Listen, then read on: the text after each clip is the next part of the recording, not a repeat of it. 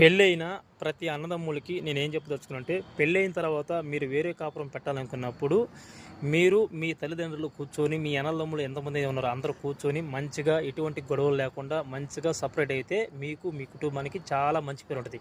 అలా గాకుండా ఏదో మా అన్న తినేస్తున్నాడు, లేదో మా తమ్ముడు తినేస్తున్నాడు, లేదో మా నాయన తినేస్తున్నాడు అని చెప్పి అనుకోని, ఒకరి మీద ఒకరి అనుమానాలు పెట్టుకొని, పక్క ఊరికెళ్ళి పెద్ద మనిషిని పిలవడం, లేదంటే ఉన్న ఊర్లోని పెద్ద మనిషిని పిలవడం, తీసుకొచ్చి నట్టింట్లో కూర్చొనిపెట్టి వాళ్ళకి చైర్లేసి, టీలు ఇచ్చి, వాళ్ళకి మంచినీళ్ళన్నీ ఇచ్చి, వాళ్ళని కూర్చొనిపెట్టి చెప్తే వాళ్ళు ఏం చేస్తారంటే మీకు ఇంకా 100 గొడవలు తీసుకొచ్చి పెడతారే కానీ పరిష్కారం ఏం జరగవు. మీ మనసు మంచిదైతే మీకు ఎటువంటి గొడవలు అవసరం లేదు, ఎటువంటి మధ్యస్థాలు అవసరం లేదు, మంచిగా మీరే బతకొచ్చు. అలా కాకుండా ఓడేదో చేస్తున్నాడు, ఏదో చేస్తాడని చెప్పి 4 ఊర్లను పెద్ద మనిషి తీసుకొచ్చి ఇంట్లో పంచాయతీ పెడితే లాస్ట్కి మీ పంచాయతీ, మీ ఇంటి పరువు మీ పంచాయతీ అవుతుంది. గుర్తుపెట్టుకోండి. ఎందుకనంటే మీకు తీసుకొచ్చి మధ్యలో 100 చెప్తారు కానీ ఇంకేం మధ్యస్థాలు తెగవు. ఇది వాస్తవం.